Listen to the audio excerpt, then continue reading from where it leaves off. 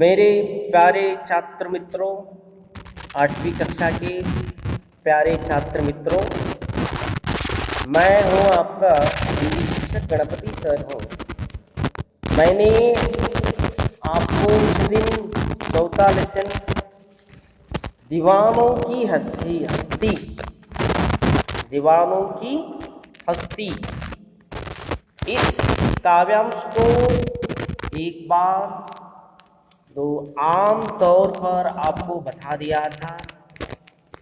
फिर एक बार मैंने अभी पहला खंड से शुरुआत करता हूँ कि आप सभी लोग ध्यान से सुननी चाहिए। तो देखिए, पहला तो और दूसरा खंड, हम दीवानों की क्या हस्ती है, आज यहाँ कल वहाँ चले, मस्ती का आलम साथ चला, हम धूल उड़ाते जहाँ चले, आए बनकर उल्लास अभी, आंसू बनकर वहाँ चले अभी, सब कहते ही राह गए, अरे तुम कैसे आए, कहाँ चले। सुनिए, मैं अभी किस प्रसंग में, किस संदर्भ में, किस सिचुएशन में कवि भगवती चरण वर्मा जी ने इस कविता को वर्णन किया है बोल के बोल रहा हूं। इस काव्यांश में कवि भगवती चरण वर्मा जी ने ऐसे लोगों का वर्णन किया है, कैसे लोगों वो जिनके जीवन में मस्ती होती है। कैसे लोगों का वर्णन है, जिनके लोगों के जीवन में मस्ती होती है, खुशी होती है, बेफिक्र होती है, विदाउट टेंशन होती है। वे अपने जीवन को, ऐसे लोग अपने जीवन को मस्ती ही आलम में बिताते रहते हैं। मस्ती ही आलम, आलम मतलब एक दुनिया, जगत, मस्ती ही आलम में बिताते रहते हैं, मस्ती दुनिया में अपनी जिंदगी बिताते रहते हैं। मस्त मौला लोग जीवन के हर एक क्षण, हर एक पल, हर एक मिनट सामान्य से अलग दृष्टिकोण रखते हैं। मस्ती आलम के लोग अपने हर एक पल, हर एक क्षण, हर एक मिनट, जीवन के हर एक क्षण को सामान्य लोगों से अलग दृष्टिकोण से अपनी जिंदगी बिताते हैं। उनके क्या है, अपनी जिंदगी बिताते हैं। जो इसका जो दोनों खंड का भावार्थ सुनिए। कवि भगवती चरण वर्मा जी ने मस्त मौलानी लोगों का जो वर्णन करते हैं, कवि ने स्वयं के मस्त मौलापन के विषय में बताते हुए कहा है। कवि ने स्वयं मस्त मौलापन के विषय में बताते हुए कहा है कि मस्ती ही उसके जीवन का अस्तित्व है। उसका जीवन का अस्तित्व, उसका जीवन किस पर निर्भर है? उसका जीवन मस्ती पर निर्भर है, खुशी पर निर्भर है, उसका आत्मविश्वास पर निर्भर है, बेफिक्र पर निर्भर है, विदाउट टेंशन। जीवन में दुख आ जाता है, खुशी आ जाता है, आता है जाता है, ಟೆನ್ಷನ್ ಲೇನಿನ ನೀಯೇ ಜೀವನದಲ್ಲಿ ಕಷ್ಟ ಸುಖ ಇವೆಲ್ಲ ಬರ್ತದೆ. ಆದಾಗ ಕಷ್ಟ ಬಂದಾಗ ಕುಗ್ಗಬಾರದು, ಸುಖ ಬಂದಾಗ ಹಿಗ್ಗಬಾರದು, ಇವೆರಡನ್ನು ಸಮಾನವಾಗಿ ಸ್ವೀಕಾರ ಮಾಡಬೇಕು ಎನ್ನುವುದು ಇದರ ಒಂದು ತಾತ್ಪರ್ಯ. देखो, कवि ने स्वयं के मस्त मौलापन के जीवन में बताते हुए कहा है कि हे मानव, मस्ती ही उसके जीवन का अस्तित्व है। हे मानव, अपना जीवन का अस्तित्व क्या है? मस्ती ही, बेफिक्र ही। प्रारंभ में अपने अस्तित्व को नकारते हुए कवि ने अपने जैसे लोगों के विषय में दूसरे लोगों की सोच को व्यक्त किया है। कवि की तरह पाका मस्त लोगों को संसार के लोगों, दीवानों और भीख मांगे समझने की भूल कर बैठते हैं। मगर ये मस्त जीवन जीने वाले संसार को कठिनाइयों की जगह न मानकर हर दुख को धूल में उड़ाकर जीते हैं। कवि कहते हैं, भगवती चरण वर्मा जी, संसार में आने वाले हर दुख को, हर कष्ट को धूल में उड़ा देना चाहिए। ಜೀವನದಲ್ಲಿ ಬರುವಂತಹ ಕಷ್ಟವನ್ನು, ನೋವನ್ನು ಅತ್ಯಂತ ಪ್ರೀತಿಯಿಂದ ಸ್ವೀಕಾರ ಮಾಡಬೇಕು. ನನಗೆ ಜೀವನದಲ್ಲಿ ಕಷ್ಟ ಬಂತು, ದುಃಖ ಬಂತು ಅಂತ ಆ ದುಃಖ ದುಮ್ಮಾನದಲ್ಲೇ ನಾವು ನಮ್ಮ ಜೀವನವನ್ನು ಕಳೆಯುವುದಲ್ಲ. ಎಲ್ಲ ಒಂದು ಕಷ್ಟ ಸುಖವನ್ನು ಸಮಾನ ದೃಷ್ಟಿಯಿಂದ ಸ್ವೀಕಾರ ಮಾಡಬೇಕು. ಆಗ ಮಾತ್ರ ನಮ್ಮ ಜೀವನವು ಸಫಲವಾಗಿ ನಾವು ಮುಂದೆ ಸಾಗಬಹುದು ಎನ್ನುವುದು ಈ ಒಂದು ವಾಕ್ಯದ ತಾತ್ಪರ್ಯ.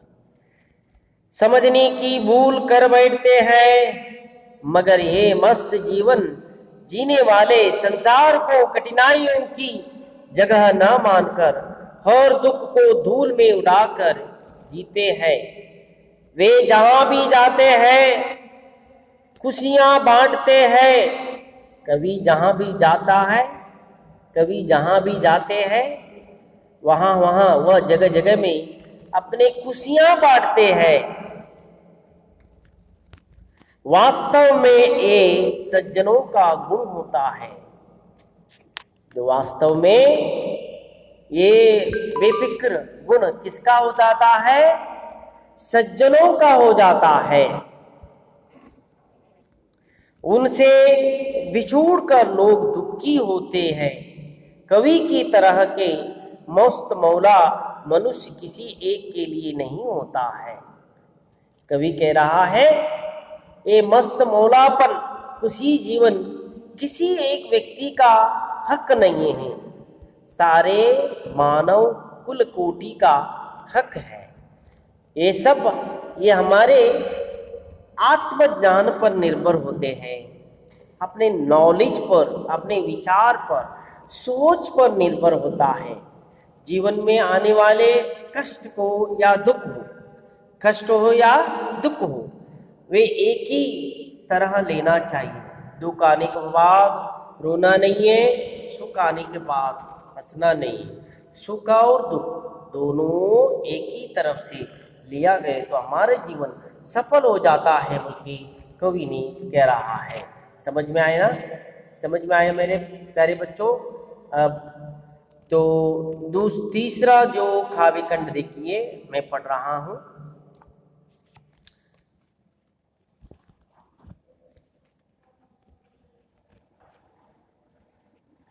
किस ओर चले यह मत पूछो, चलना है हम बस इसलिए चले, जगह से उसका कुछ लिए। और देखो, किस ओर चले यह मत पूछो, किस ओर चल रहे आप, यह मत पूछना नहीं है। हमारा गोल क्या होती है, हमारी स्वप्ना क्या होती है, उसे साकार करने के लिए हम आगे बढ़ना चाहिए, हम आगे बढ़नी चाहिए। इसलिए हम जाते वक्त तुम किस ओर, किस साइड जा रहे हो, ये डोंट आस्क मी, ये पूछो मत। किस ओर चले यह मत पूछो, चलना है बस इसलिए चलो, जग से उसका कुछ लिए चले, जग को अपना कुछ दिए चले। दो बात कही दो बात सुनी, दो बात कही दो बात सुनी, कुछ हंसे और फिर कुछ रोए, कुछ हंसे फिर कुछ रोए। चक्कर सुख दुख के घूंटों को, चक्कर सुख दुख के गुठों की धूटों को हम एक भाव से पी चले। मैंने अभी बोला था आपको पहला खंड में और दूसरा खंड में, जिंदगी में आने वाले सुख और दुख को समान नजर से देखनी चाहिए। हम कभी दुख आता है, कभी सुख आता है, कभी दुख आती है, कभी दुख आती है, सुख आती है, हम समान नजर से देखनी चाहिए। कुछ लोग दो बात कहते हैं, दो बात सुनते हैं, हम उनके बारे में टेंशन लेना नहीं चाहिए, बेफिक्र होनी चाहिए। हमारा सपना क्या होती है, हमारे एम्स क्या है, हमारी गोल क्या है, वो गोल के ओर ले जाना चाहिए, तब हमारी जीवन सफल हो जाती है, बल्कि कह रहा है। फिर एक बार बोल रहा हूं, सुनिए। कवि भगवती चरण वर्मा जी ने बड़ी सरलता और सादगी से जीवन के गूढ़ रहस्यों पर प्रकाश डाला है।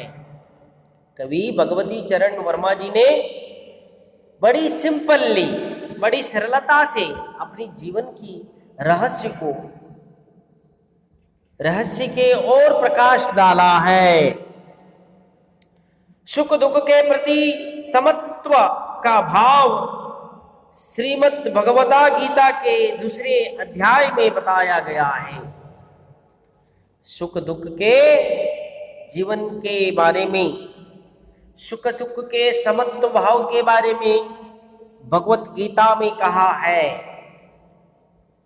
दूसरे सेकंड अध्याय में, सेकंड लेसन में कहा है कि कवि ने इस सुख दुख को एक भाव से पीते चलने वालों को ही दीवान और मस्त मौला कहा है। कवि किसको कहा है दीवान बोल के? कवि ने जीवन में सुख और दुख दोनों समचित्त से लेने वालों, लेकर आगे बढ़ने वालों, जीवन में आने वाले सुख और दुख को समभाव से लेकर आगे बढ़ने वाले लोगों को ही दीवान कहा है।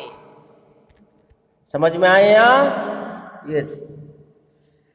लाग लपेट स्वार्थ साधन और उपलब्धि के लोभ को त्याग करके, स्वार्थ साधन को त्याग करना, लाग लपेट को त्याग करके, लोभ मद मात्सर्य को त्याग करके मन मौजी जीवन जीना ही मस्तों का काम है। ये दीवानों का काम क्या है? सुख दुख को समान नजर में देख के अपने जिंदगी में आने वाले स्वार्थ और क्या है, मोह, लोभ, मद, मात्सर्य, ये सब त्याग करके अपने जीवन समचित से आगे बढ़ने वालों को ही कवि ने क्या कहा है? दीवान कहा है। जीवन केवल प्राप्ति करने, धन दौलत या नाम कमाने के लिए नहीं होता है। ये जीवन किसके लिए नहीं होता है? सिर्फ स्वार्थ के लिए नहीं होता है, नाम कमाने के लिए नहीं होता है, धन धान्य कमाने के लिए नहीं होता है। ये जीवन अपना जीवन सार्थक बनाने के लिए होते हैं। परोपकारार्थम बोल के कहा। ये हमारा शरीर किसके लिए है? परोपकार करने के लिए है, स्वार्थ के लिए नहीं है। इसलिए कहा संस्कृत में इदम परोपकारार्थम इदम शरीरम बोल के कहा है। ये शरीर सिर्फ दूसरों के लिए, दूसरा सहाय सहकार के लिए, इस देश के लिए, इस दुनिया के लिए ही रखनी चाहिए। स्वार्थ मनोभावना, मनोकामना ये सिद्ध करने के लिए नहीं है, बल्कि कहा है आलमस्त हो लोगों का जीवन हमें यही शिक्षा होता है। दुनिया में पाना खोना, लेना दोना, देना, कहना सुनना, हंसना रोना स्वाभाविक है।